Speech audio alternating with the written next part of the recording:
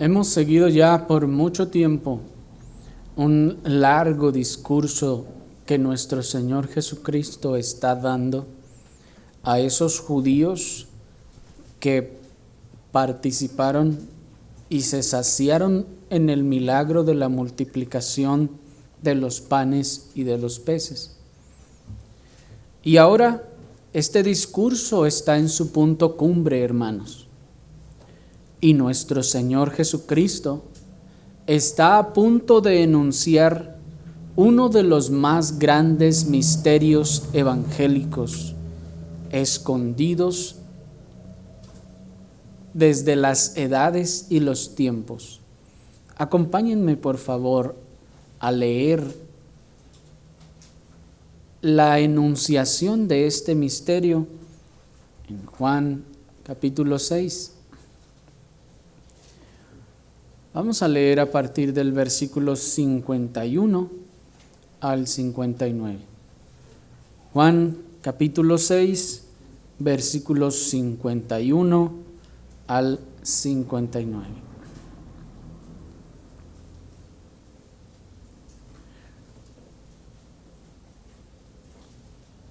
Dice la palabra del Señor: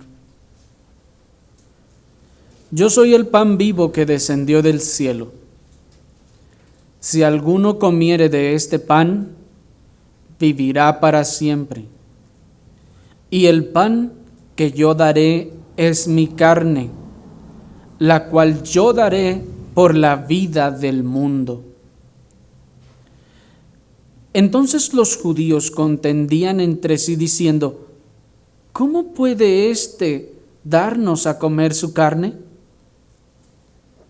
Jesús les dijo: de cierto os digo, si no coméis la carne del Hijo del Hombre y bebéis su sangre, no tenéis vida en vosotros. El que come mi carne y bebe mi sangre, tiene vida eterna, y yo le resucitaré en el día postrero.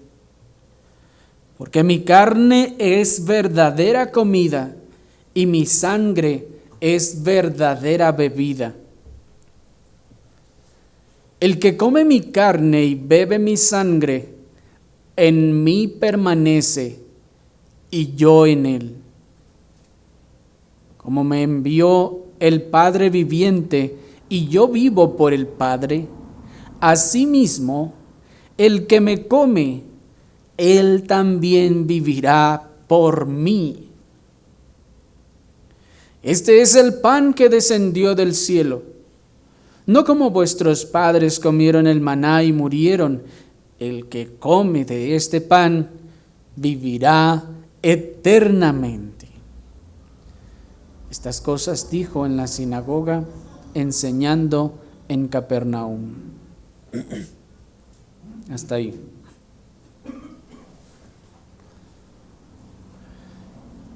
Hermanos, considero que después de 10 exposiciones de todo este pasaje de la Escritura, ya tenemos claro cuál es el tema central que nuestro Señor Jesucristo está tratando aquí con los judíos que lo escuchan, ¿cierto? Yo espero que eso sea así. Y en efecto, como hemos estado viendo ya desde hace 10 sermones de este pasaje, el tema central aquí es la vida eterna, la salvación. Vimos que todo comenzó desde que el Señor hace este gran milagro de la multiplicación de los peces y los panes. La gente queda tan contenta que quiere hacerlo rey. Ya vimos las intenciones de estas personas y la falsedad de sus corazones. Vimos luego cómo el Señor está despidiendo a toda la multitud. ¿Se acuerdan? Se le hace noche y luego Él se aparta a orar y está orando gran parte de la noche mientras acaba de enviar a los discípulos a pescar en el lago. ¿Se acuerdan? Ellos van allá aproximadamente 6 kilómetros navegan hasta la mitad del lago. Allí están tratando de pescar y no han pescado nada. Entonces viene una tormenta en la noche, ya casi en la madrugada veíamos, y nuestro Señor desde el lugar donde había multiplicado los peces y los panes, va caminando sobre el mar, como ya vimos. Toda esta trayectoria, la mitad del lago lo camina hasta llegar a la barca donde están los discípulos, y luego ellos se asustan que ven un fantasma. ¿Se acuerdan? Ya vimos, Pedro le solicita que si es él, le permita ir a él. Luego el Señor calma la tempestad y navegan y llegan al amanecer al otro lado. Cuando llegan allí, entonces la gente que había comido lo está buscando allá donde había hecho el milagro de la multiplicación de los panes y los peces. No lo encuentran, preguntan por él y dicen, no, pues es que se fue la barca, pero no iba el Señor en la barca. Entonces empiezan a buscarlo por todas partes hasta que lo encuentran allá, nos dice Juan, en Capernaum. Ahí en Capernaum, entonces van y le dicen, Señor, ¿dónde estábamos? ¿Dónde estabas? Te andábamos buscando. El Señor les dice ahí las palabras de, ustedes me buscaron porque comieron y se saciaron del pan. Trabajad, les dice el Señor, no por la comida que perece, sino por la comida que a vida eterna permanece, la cual el Hijo del Hombre os dará. Y luego ellos contestan y dicen, Señor, pero pues nuestros padres comieron el maná en el desierto, ¿y tú qué nos das? Y entonces el Señor les empieza a hablar ahora del pan que descendió del cielo, ¿se acuerdan? Y está pues el Señor en todo este discurso explicándoles estas cosas cuando llega a lo que consideramos es el punto cumbre, hermanos, de su discurso, y nos dice en el verso 51, yo soy el pan vivo que descendió del cielo. Si alguno comiere de este pan, vivirá para siempre. Y el pan que yo le daré es mi carne, la cual yo daré por la vida del mundo. Y en toda esta extensa argumentación, hermanos, nuestro Señor Jesucristo esgrime a los judíos acerca de la vida eterna. Y ahora, para concluir su discurso, nuestro Señor cierra con broche de oro enunciando, como les decía, uno de los misterios más grandes del cristianismo, que es, si no comes la carne del Hijo del Hombre y bebes su sangre, dice, no tenéis vida en vosotros. Estas palabras están en el versículo 53, miren. Jesús les dijo, de cierto os digo, es absolutamente cierto lo que les voy a decir. Si no coméis la carne del Hijo del Hombre y bebéis su sangre, no tenéis vida en vosotros. Los judíos, como ven ustedes, ellos están atónitos ante las palabras del Señor, que dice que es necesario que coman su carne y beban su sangre. Ellos están impresionados y dicen ahí en el verso 52, ¿cómo puede darnos a comer su carne? Cristo les dice también, como si les dijera, les voy a dar a comer mi carne para que vivan para siempre. Y ellos entonces están asombrados. Nosotros podemos estar pensando, bueno, ¿y qué tiene eso de difícil? Pues sabemos la carne, la sangre. Bueno, hermanos, pero tengan en cuenta que nosotros en primer lugar estamos viendo las cosas desde una perspectiva histórica muy diferente. Ellos no tenían ni idea de lo que el Señor estaba queriendo decirles. Adicionalmente, hermanos, yo espero mostrarles, si el Señor me concede, que ni siquiera nosotros mismos comprendemos cabalmente y completamente este misterio. Porque nosotros pensamos comer la carne y beber la sangre, sí, no, pues creemos, sí, ya.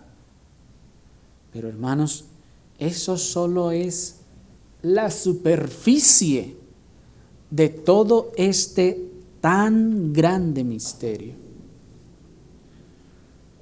Pero los judíos pues están entonces asombrados, porque acaban de oír a un profeta, a un hombre. Ellos ven a un hombre que les dice: tienes que comer mi carne y tienes que beber mi sangre si quieres vida eterna. Y ellos dicen: ¿qué? Y para hacer las cosas más difíciles, si quieren verlo desde el punto de vista humano, ya están todos perplejos con esa idea. Y enseguida les dice: ciertísimamente les digo que si no comen mi carne y beben mi sangre, no van a poder tener vida eterna. Entonces, hermanos, esto ya, ¿sí me explico? Pónganse ustedes en el lugar de ellos. Ustedes están viendo a un personaje, un hombre común y corriente que muchos de ellos ni siquiera creían que ese fuera el Mesías, que fuera hijo de Dios. Un hombre, una persona viene y les dice: si no comes mi carne y bebes mi sangre, no vas a poder entrar al cielo. Ellos estaban entonces asombrados. Y esta es la razón, de hecho, hermanos, porque esas palabras, desde un punto de vista terrenal y carnal, son palabras duras. Por esta razón nos dice el versículo 60, miren, al oír estas palabras que el Señor dice, muchos de sus discípulos dijeron: dura es esta palabra, ¿quién la podrá oír? Y no es que aquí el Señor estaba confrontando el pecado y dijeron: ay no, me hirió grandemente, me ofendió. No, en este sentido la dureza es: no entiendo qué está diciendo. ¿Sí me explico? Es decir, es como si dijera: estas palabras, son duras de tragar, es decir, son difíciles de entender. O está loco o está diciéndonos algo que de verdad ni entendemos. ¿Me explico? Es algo realmente difícil. Y muchos de ellos, seguramente, y lo decimos con todo respeto, pues es nuestro Señor, muchos de ellos seguramente dijeron: no, ya lo perdimos, y se dieron la media vuelta y se fueron. ¿Por qué? Porque le oyeron decir: es necesario que coman mi carne y beban mi sangre para que puedan tener vida eterna. Y eso, desde el punto de vista humano, hermanos, es algo realmente asombroso. Es algo que nos deja perplejos. Por lo que espero que noten entonces que no estamos lidiando aquí con un misterio más. No estamos lidiando, hermanos, con una parábola más, como la del trigo y la cizaña. No estamos lidiando con paralelismos sencillos. Estamos aquí ahora lidiando, hermanos, con un misterio. Esto, como ya vimos, es un misterio. En las ocasiones anteriores ya vimos los misterios que el Señor está diciendo, y dicen los evangelistas: aquí les digo un misterio del reino. Los misterios del reino entonces comienzan a expresarse a través de parábolas. Ya vimos que la palabra misterio no se refiere a ninguna cosa macabra, no se refiere a ninguna cosa terrorífica, sino que ya vimos que viene del griego musterio, que significa algo que subyace debajo de la superficie, algo que está oculto a la vista de todos, pero que sin embargo al ser revelado se puede mirar, se puede observar y se puede comprender. Y ahí entonces otra vez la palabra revelación, ¿se acuerdan que revelación es como descorrer el velo, es quitar el telón para ver lo que hay detrás, lo que hay en ese misterio?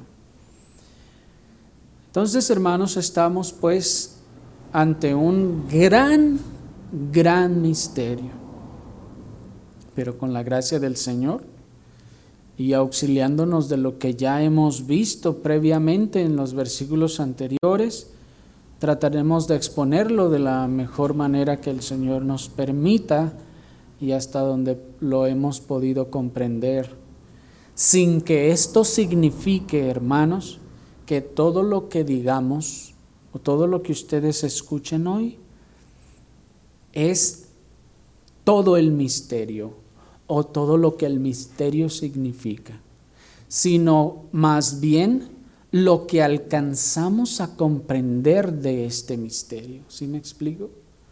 Porque vamos a ver, hermanos, que es un misterio que supera nuestro entendimiento. Lo que entonces vamos a exponer es la luz que el Señor nos ha dado y que ha dado a la iglesia también de manera histórica con respecto al significado de este misterio. Pero para esto vamos a ver primero lo que ya nos es familiar del misterio y luego vamos a ver el misterio en sí mismo. Porque hay cosas que ya nos son familiares y que ya entendemos de manera más o menos natural. Para nosotros que ya estamos, como les decía, a 2000 años de distancia de estos sucesos, para nosotros nos puede ser sencillo identificar varios elementos involucrados en el enunciado de este misterio, ya que sabemos cómo se desarrollaron todos los eventos de la vida y el sacrificio de nuestro Señor. Pero no olvidemos que cuando nuestro Señor estaba expresando estas cosas, Él aún no había muerto, Él aún no había resucitado, y sus discípulos incluso aún no creían que fuera necesario que Él muriera. ¿Me explico? Para nosotros algunas cosas pueden ser ya más o menos familiares, pero tengan en cuenta, hermanos, este misterio está siendo enunciado mientras el Señor aún no ha muerto, aún no ha resucitado, y los discípulos ni siquiera entienden que debe morir, porque es poco más adelante en la cronología que llevamos de los evangelios, cuando nos vamos a encontrar a los discípulos diciendo: Señor, ¿qué? ¿Que vas a morir? ¿Qué te pasa? ¿Me explico? Pero por la gracia del Señor nosotros tenemos el privilegio en la Escritura y del tiempo de entender varias cosas. Primeramente, ya sabemos y entendemos que Cristo, nuestro Salvador, tendría que morir en nuestro lugar por nuestros pecados, ¿cierto? Eso es, creo que más o menos claro para nosotros. Otra cosa que tenemos clara de este misterio es que su cuerpo sería partido por nosotros, tomando Él el castigo por nuestros pecados. ¿Sí? Esta parte también ya la entendemos. En ese sentido tenemos mayor privilegio que los que estaban oyendo esto. Ya entendemos esta parte. Y también entendemos que Él sería herido por nuestras transgresiones y que sería molido por nuestros pecados. Sabemos que aquí estamos hablando de símbolo tras símbolo. Por eso les decía que no estamos tratando con un misterio normal, si se puede usar ese término, como una parábola en donde la semilla simboliza la palabra de Dios y las aves simbolizan esto, ¿se acuerdan? Cuando vemos las otras parábolas. Es decir, que cada elemento tiene un significado casi, digamos que natural o único. Aquí, hermanos, los misterios o los símbolos tienen uno o más significados, porque por ejemplo, el saber que Él ha sido herido por nuestras transgresiones, molido por nuestros pecados, sabemos que esta expresión molido no es literal, ¿verdad? Porque el Señor literalmente no fue molido. Entonces, ¿qué significa que fue molido? Ya sabemos, hermanos, que se da a entender desde la compresión que la ira de Dios produjo en el alma de nuestro Señor cuando esta ira de Dios se derramó sobre Él en la cruz. Y esto es un símbolo entonces. Sabemos también que su sangre sería derramada en la cruz como pago por nuestra redención. ¿Por qué tendría que ser derramada su sangre? Y aquí hay otro símbolo, porque sin derramamiento de sangre, que dice la Escritura, no hay remisión de pecados. Eso ellos lo pasaban por alto, y hasta el día de hoy los judíos, aún al día de hoy, lo siguen pasando por alto, que sin derramamiento de sangre no hay remisión de pecados. Y de hecho desde que fue destruido el templo y dejaron de hacer los sacrificios, pues menos iban a poder comprender estas cosas. Pero vayamos pues entonces al misterio. Habiendo visto lo que ya tenemos claro, veamos lo que no parece ser tan claro. Ahora, aún después de todo este conocimiento, hermanos, este conocimiento que ya tenemos no responde satisfactoriamente a los enunciados del misterio, que dice: si alguno comiere de este pan, vivirá para siempre, y el pan que yo daré es mi carne, dice el verso 51. De aquí, hermanos, nos queda claro que su carne representa su suplicio, ¿cierto? Y su muerte. Pues él mismo dice: la cual yo daré por la vida del mundo. Miren el verso 51. ¿Están ahí? Yo soy el pan vivo que descendió del cielo. Si alguno comiere de este pan, vivirá para siempre. Y el pan que yo daré es mi carne, la cual yo daré por la vida del mundo. Aquí el Señor está anunciando su muerte. Él está diciendo: mi cuerpo es el pan, y yo entregaré mi cuerpo a la muerte para causar vida. Sin embargo, el texto nos dice: si alguno comiere de este pan. ¿Por qué nos dice el texto que hay que comerlo? Y si ustedes se fijan, hay un énfasis marcado en todos estos versículos: comer, comer, comer, comer, comer y comer. Cuenten las veces que se dice esta palabra comer en todo este texto. Dice el 51: yo soy el pan vivo que descendió del cielo, si alguno comiere, vivirá para siempre. Y el pan que yo le daré, y el pan que yo le daré es mi carne, la cual yo daré por la vida del mundo. Dice el versículo 53: de cierto os digo que si no coméis la carne del Hijo del Hombre y bebéis su sangre, no tenéis vida en vosotros. 54: el que come mi carne y bebe mi sangre tiene vida eterna, y yo le resucitaría en el día postrero. 55: porque mi carne es verdadera comida y mi sangre es verdadera bebida.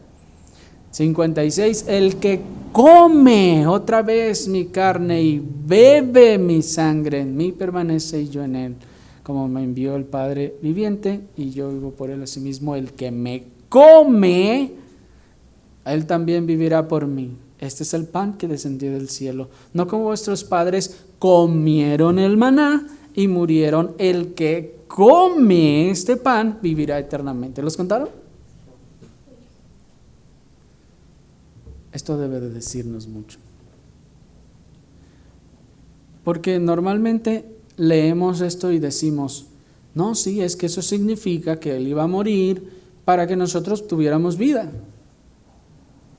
Bueno, eso es cierto, pero ¿y por qué dice que comer?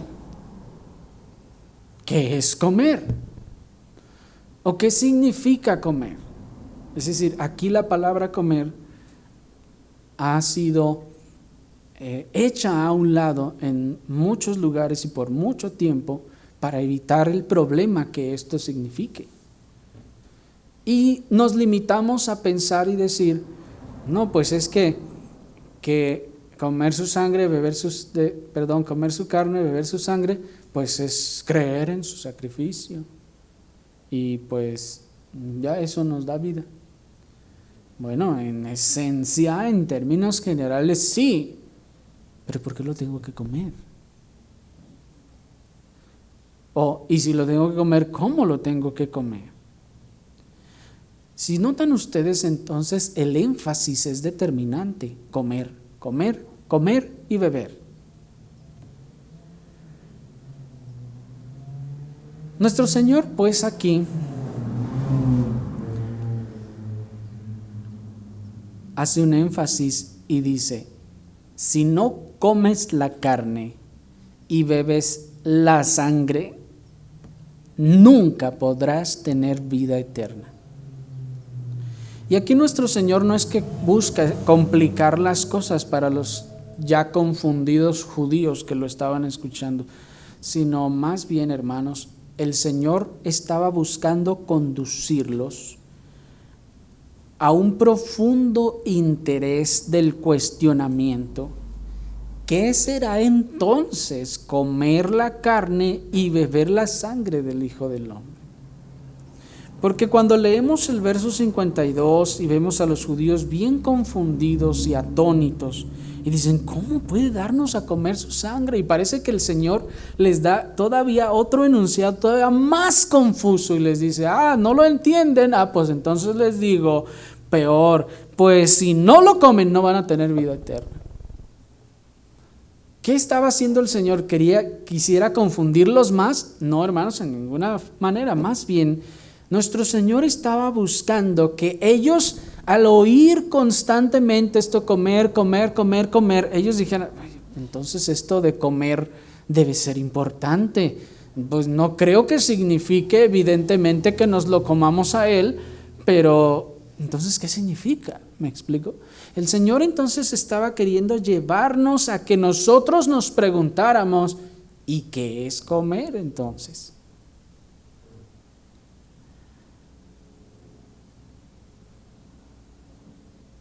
¿Qué significa esto? ¿Cómo se come esta carne? ¿Cómo es que su carne es verdadera comida y su sangre verdadera bebida? Pues para hallar la respuesta, hermanos, a estas preguntas, tal vez nos pueda ayudar el preguntarnos, bueno, si su sangre, dice el verso 55, es verdadera comida, si su carne es verdadera comida y su sangre es verdadera bebida, tal vez nos ayude a preguntarnos, entonces, ¿había una que no era verdadera? Si su carne es verdadera comida y su sangre es verdadera bebida, entonces ¿había una comida que no era verdadera? Bueno, pensamos que sí. ¿Cuál era esa que no era verdadera? Contexto, el maná que comieron sus padres. Pues dice en el versículo 58, este es el pan que descendió del cielo, no como vuestros padres comieron el maná y murieron. Entonces allí está el pan que no es el verdadero, en contraposición con el pan que sí es la verdadera comida y la verdadera bebida. Ahora, pero en base entonces a la figura del pan que no es la verdadera comida, podemos entonces ayudarnos a hacer una extrapolación o un paralelismo para que podamos comprender de qué se trata entonces el otro pan y cómo voy a comerlo. Ya vimos que el maná entonces nutría y sustentaba la vida del pueblo rescatado de Egipto en el desierto, ¿se acuerdan? Vimos que el maná es un tipo y figura de la obra de Cristo. Y si aquí Cristo se presenta a sí mismo como el verdadero pan, entonces aquí hay algo interesante. No solo hay que verlo, no solo hay que abrazarlo, sino que hay que comerlo. Estoy yendo muy lento, lo sé, pero quiero que nos quede bien claro todo esto. En el desierto, Dios hacía descender el maná, ¿se acuerdan? Sabemos que ese es un maná literal. Y tenía el propósito de ¿qué? De sustentar la vida del pueblo, de nutrir su cuerpo y sustentar su vida mientras estaban ahí en el desierto hasta llegar a la tierra prometida. ¿Se fijan? Ahí hay algo interesante también. Ahora, ese maná caía y ellos podrían recogerlo, pero caía en el suelo y lo recogían. ¿Cómo era que ellos se beneficiaban del maná? Pues evidentemente tenían que comerlo, ¿no es así? No era que al caerles como la lluvia, el maná, soltara sustancias que el cuerpo absorbía y entonces eran alimentados. ¿Se fijan? No era así. Ellos tenían que tomar el maná, comérselo, masticarlo, para entonces obtener el beneficio del maná, ser nutridos y que su vida fuera preservada. Esto es que para poder recibir los nutrientes contenidos en los alimentos, primero es necesario ingerirlos. ¿No es así?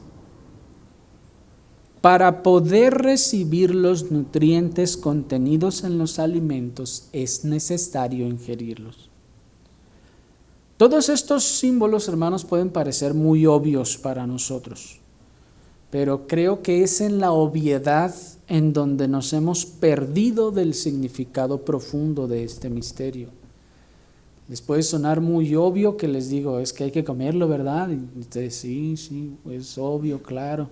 Sí, es obvio, pero creo que lo hemos dado por algo tan obvio y tan sentado que nos hemos perdido del simbolismo que hay detrás de esto.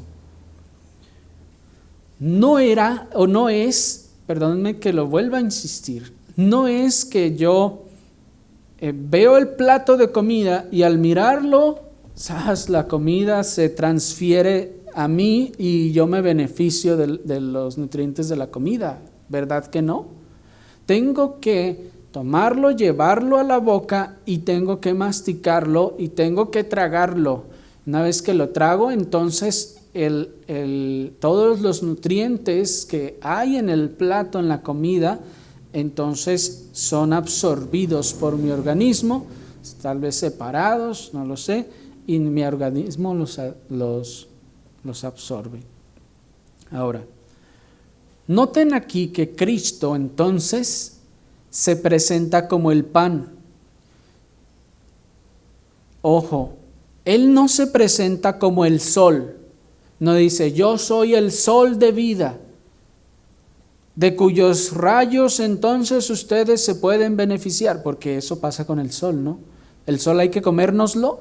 No, el sol no nos lo comemos. Cristo no se presenta como el sol, de cuyos rayos nosotros nos podemos beneficiar solo al exponernos a su alcance, o como el viento que se arroja contra nuestros cuerpos para refrescarnos, y nosotros nos refrescamos tan solo porque pasa, por nosotros. Cristo aquí se presenta como un alimento cuya composición o en cuya composición se encuentran contenidos los nutrientes que renuevan las fuerzas y preservan nuestra vida.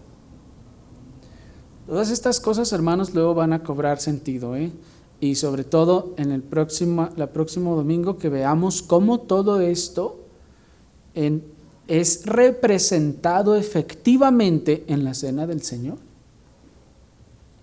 Bueno, entonces los nutrientes se encuentran encerrados y contenidos en el alimento. Estos nutrientes tienen al menos 2 o 3 características principales.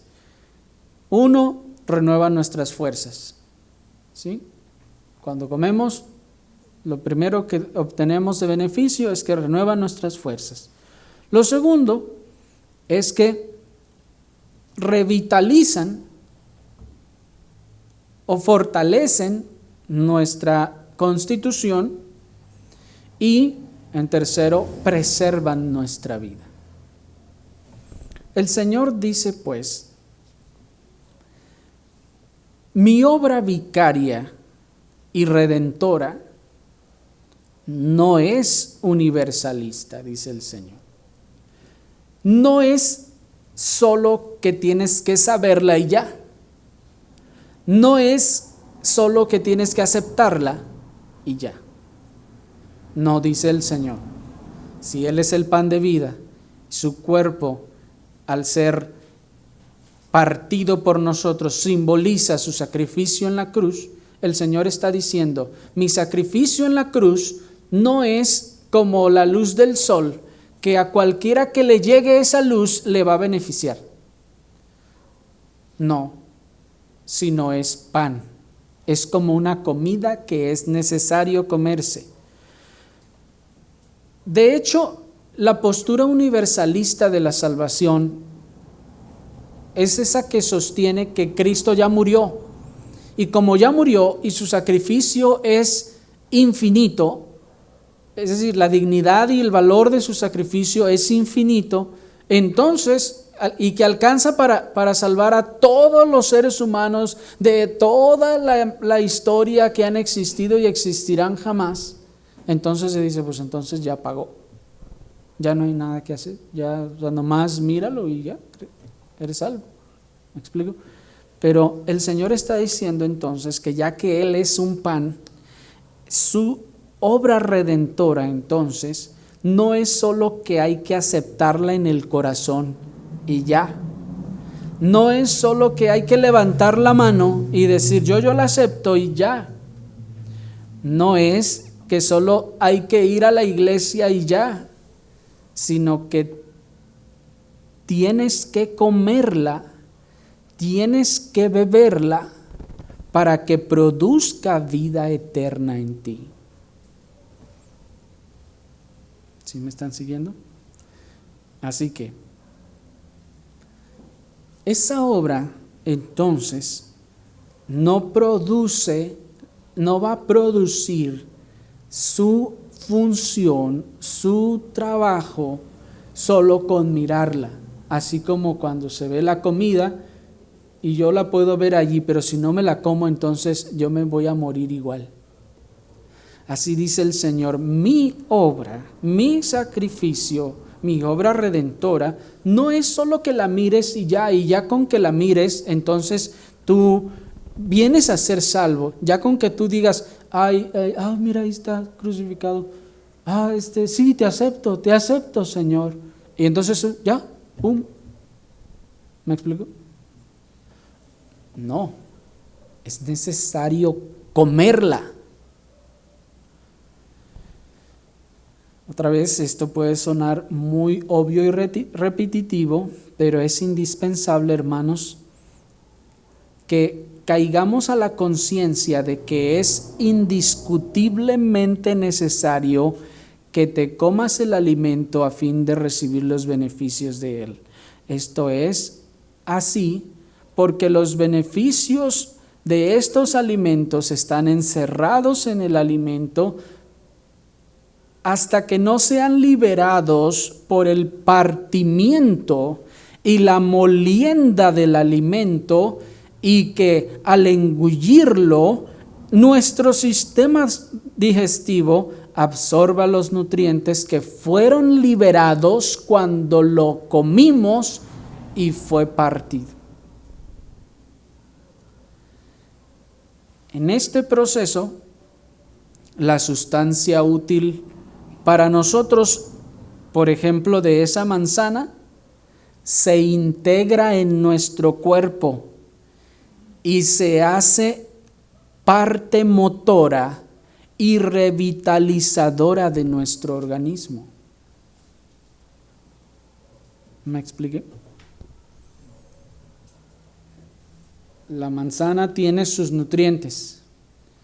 Entonces, cuando yo la como y la consumo, los nutrientes, entonces es como que se adhieren a mí, pero no solo se adhieren, sino se integran en mí.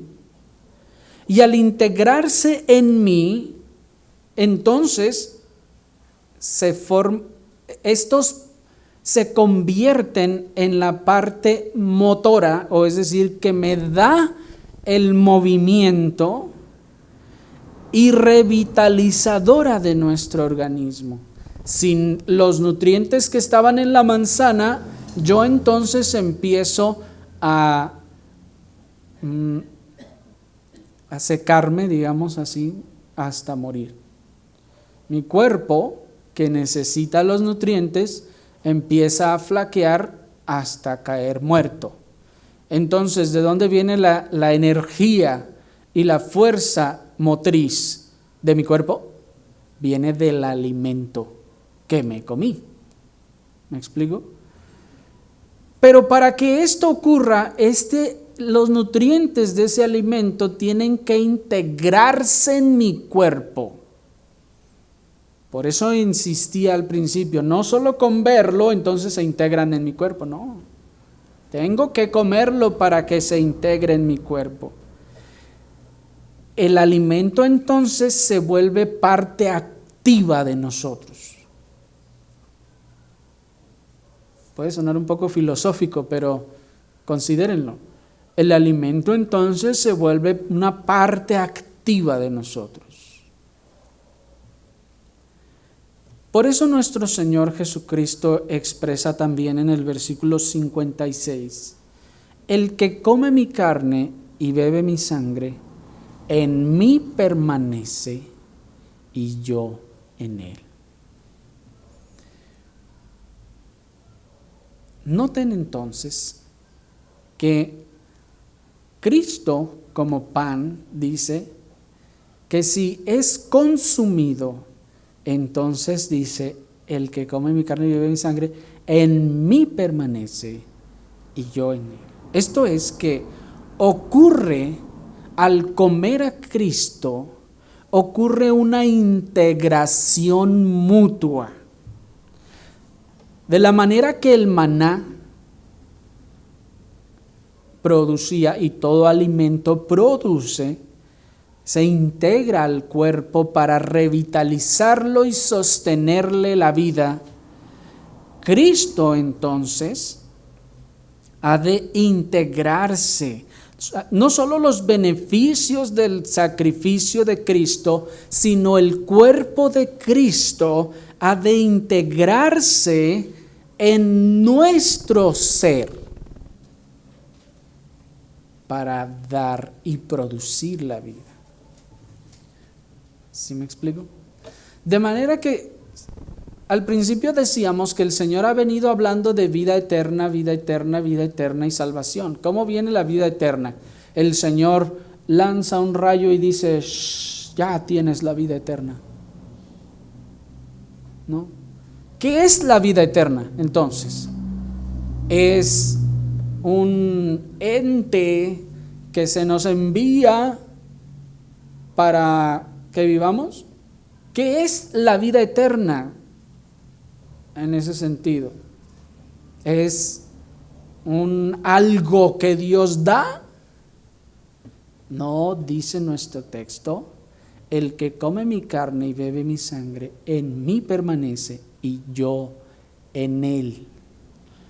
De manera que, como veíamos la ocasión anterior, tenemos vida eterna porque en el comer la carne y beber la sangre de Cristo ocurre una integración. Cristo se integra en el creyente como parte motora, revitalizante y sustentadora de la vida. Pero esto, hermanos, no es solo un símbolo llano o muerto. ¿Sí me explico? O sea, no es solo una manera de explicar algo. No es solo un símbolo de donde yo puedo ver una transferencia allá, de allá para acá, y yo digo, bueno, entonces eso pasó, bueno, está bien. ¿Sí me explico? No, hermanos, esto es una realidad. Esto es una realidad espiritual, y aquí es donde entonces el misterio se empieza a volver más profundo. Es una realidad espiritual. No es un ejemplo que me ayude a entender cómo me llegó la vida eterna. No, es una realidad espiritual que ocurrió. ¿Me estoy explicando? Hay algo importante aquí. En la integración mutua, el sacrificio de Cristo no se convierte en mío, sino los beneficios de su sacrificio. ¿Me explico? Cristo, cuando nosotros lo comemos, la persona, la carne de Cristo, que en este caso representa su sacrificio, se integra en mi alma, en mi ser, y entonces me produce la vida. Sin embargo, el hecho de que el Verbo se haya hecho carne, se haya revestido de carne, hermanos, no solo fue por nosotros, sino para nosotros. Y esto es algo más profundo de lo que podemos entender. ¿Por qué Cristo tuvo que hacerse hombre y encarnarse? Sí, ya me van a responder ustedes, para poder ser el mediador, para poder representarnos como hombres, sí. Pero hermanos, ¿saben? Cristo se revistió de carne para nosotros. No solo por nosotros, sino para nosotros. Para que el revestimiento de su carne nos produjera beneficio a nosotros, para que nosotros nos beneficiáramos de su encarnación, para que nosotros nos beneficiáramos de su propia carne. ¿Me están siguiendo? Y esto entonces va más allá de un mero símbolo. Su carne y sangre adquirida en su encarnación fue una dádiva en nuestro beneficio. ¿Me explico? La carne y la sangre que adquirió en su encarnación no era solo para ponerse una chaqueta, venir y vivir, bueno, porque ya dicho sea de paso, eso de la chaqueta es algo herético, pero Él adquirió carne y sangre para que esto fuera una dádiva para el creyente. Porque era ese revestimiento de carne y sangre lo que daría vida al creyente al comerla.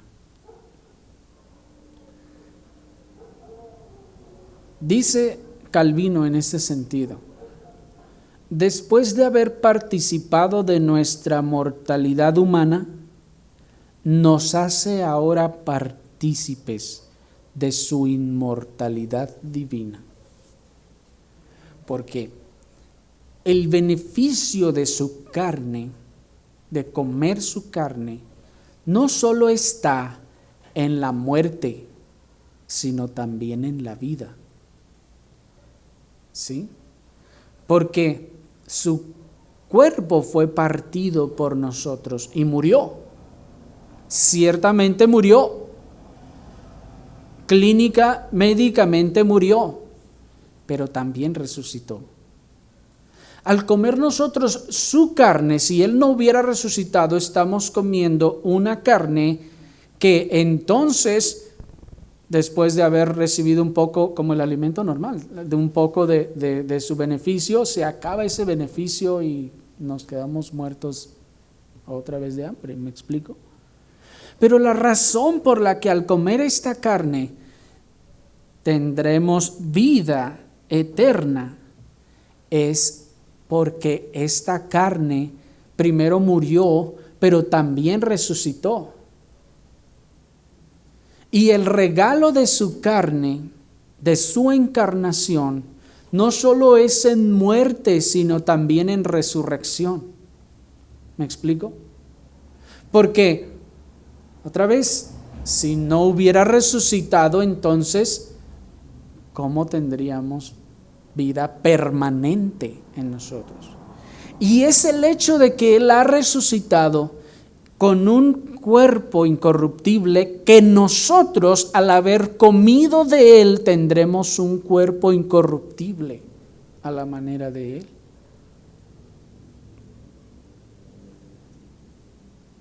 Así que nuestro símbolo, este símbolo de comer la carne, no es externo ni allá lejano, sino es interno y real, es decir, irreal.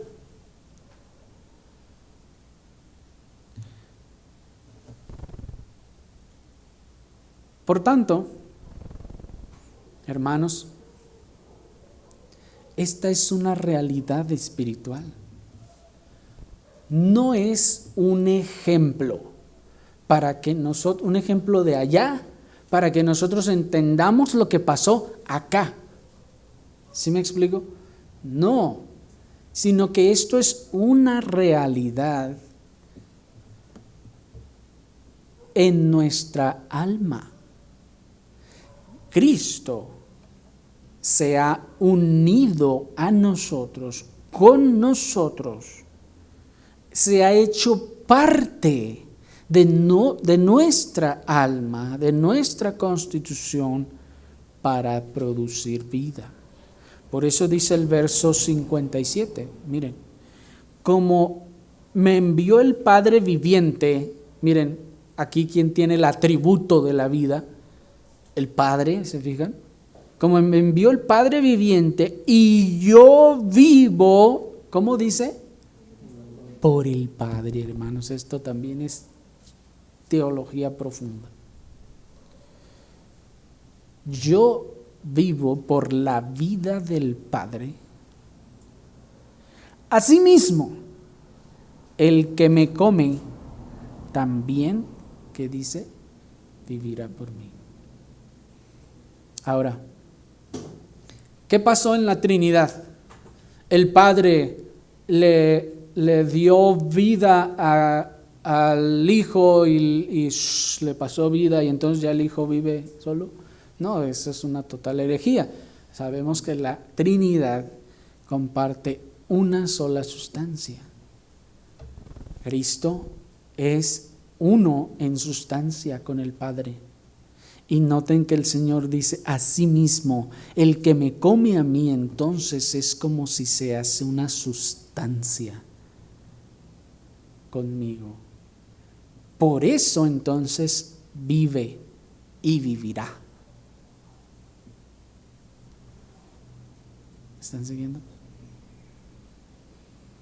De manera que tal vez la mejor definición de comer, en este caso, sea participar de su persona.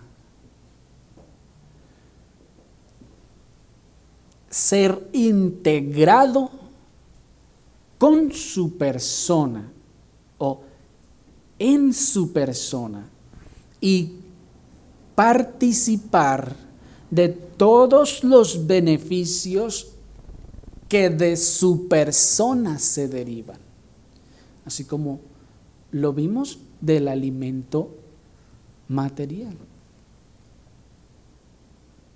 ¿Me explico? Comer entonces vendría a ser esa participación, esa integración de la persona del Salvador en la vida del creyente para producirle alimento y vida. Sería apropiarnos, pues, como se ha dicho, de su sacrificio, apropiarnos de su cuerpo partido, hacerlo nuestro y parte de nuestra existencia vital. De manera que al comer la carne y beber la sangre del Hijo del Hombre, Cristo mismo se vuelve parte de nosotros.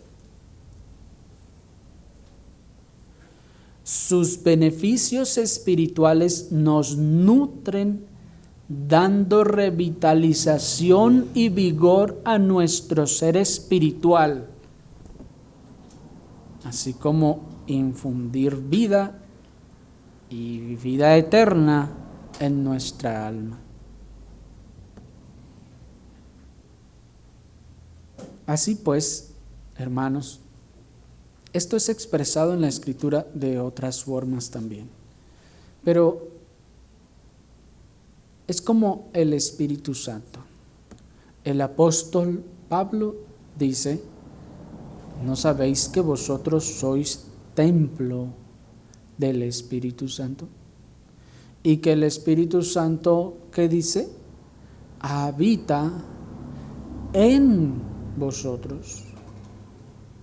Aquí entonces, hermanos, hay una verdad que va más allá, de hecho, de nuestra comprensión. Y va tan más allá de nuestra comprensión que la verdad es que nunca nos hemos puesto a pensar o a decir: ¿y dónde está el Espíritu Santo en mí?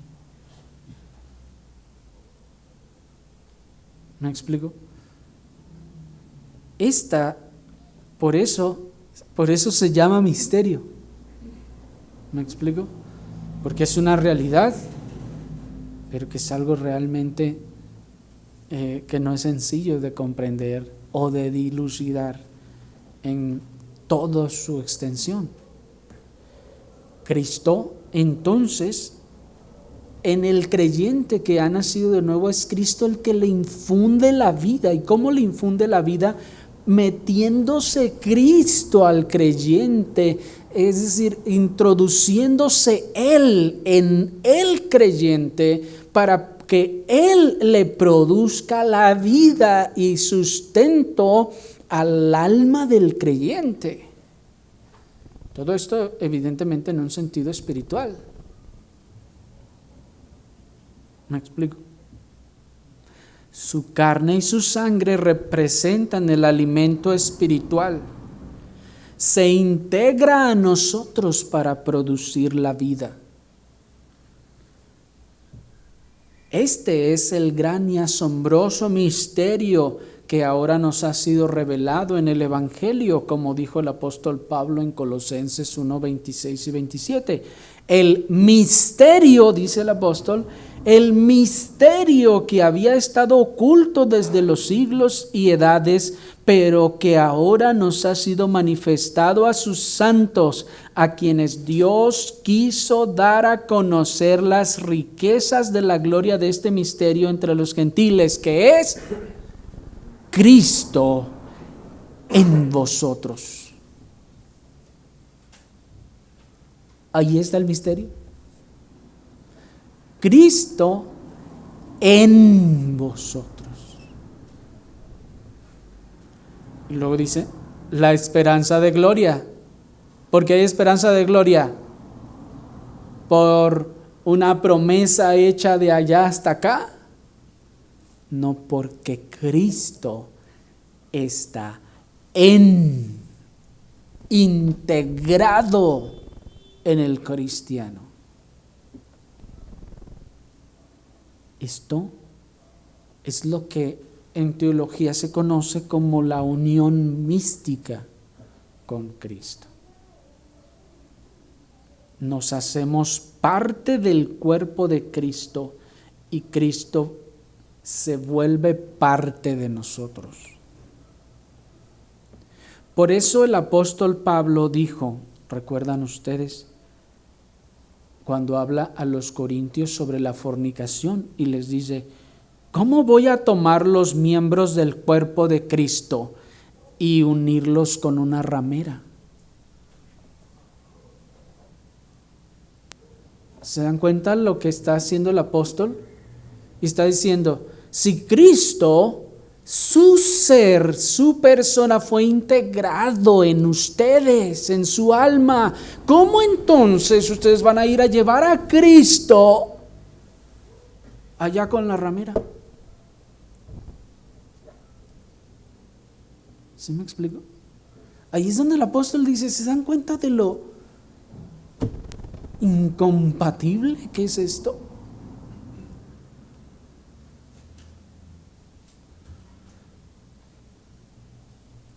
Considero que la falta de entendimiento nuestro en estas verdades, hermanos, nos hace pensar y actuar antibíblicamente. Como si Dios está allá y yo puedo de repente esconderme para ir a hacer mis fechorías y luego regresar y pedirle perdón. Eso es lo que se nos enseñó, ¿no? Y es la manera en que entendimos el cristianismo. Pero esto no es así, sino que Cristo, si hemos sido salvos, se integró en nosotros y allá donde te fuiste a esconder, fuiste a llevar a Cristo. ¿Sí me explico?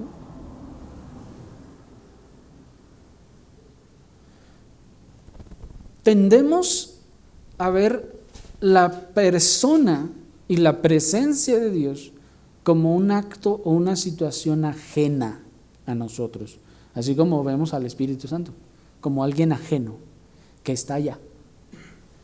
Sí, de repente como que pensamos que nos manda rayos y que entonces nos alienta y esto, lo otro, pero allá está. ¿Me explico? Todo este tiempo le hemos visto externo a nosotros, como alguien que está, si quieren, a un lado, en el mejor de los casos. Pero hermanos, este misterio nos implica y nos indica que Él se fusionó, si quieren usar ese término, espiritualmente con nosotros, para darnos vida. Entró en nosotros y allí su vida se expandió en nosotros para producir la vida.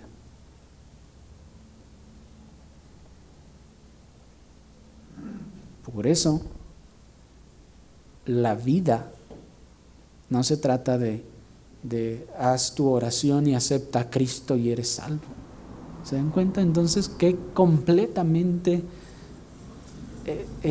alejado de la realidad bíblica son entonces estos métodos? Acepta a Cristo en tu corazón y eres salvo. No. Ven a la iglesia durante 10 años y serás salvo. No. No es que tienes que comerlo. Esa vida debe integrarse y fusionarse en ti para que puedas tener vida. Todo lo demás es lo de menos. O es menos, o no es nada. Y es un engaño.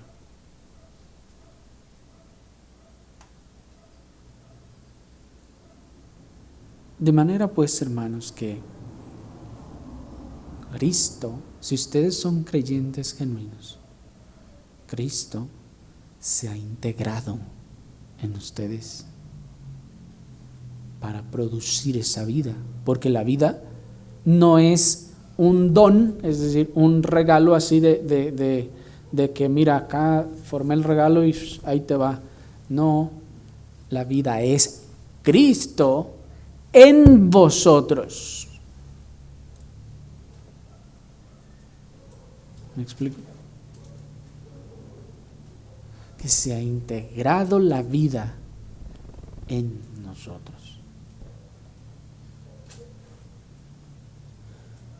De tal forma, hermanos, que ruego al Señor que entender estas cosas sea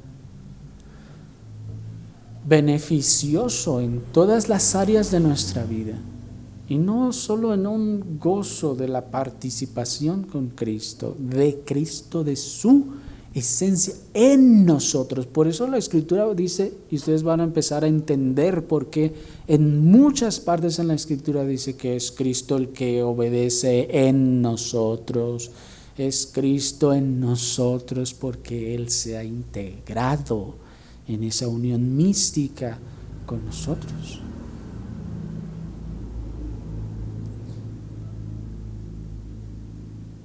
Por eso entonces el cristiano que sabe y entiende esto, ya no toma esa conducta de voy y me escondo para ir y hacer el pecado y luego regreso y pido perdón. No, porque está integrado en Él, ¿sí me explico? No puede apartarse o esconderse de lo que está en Él.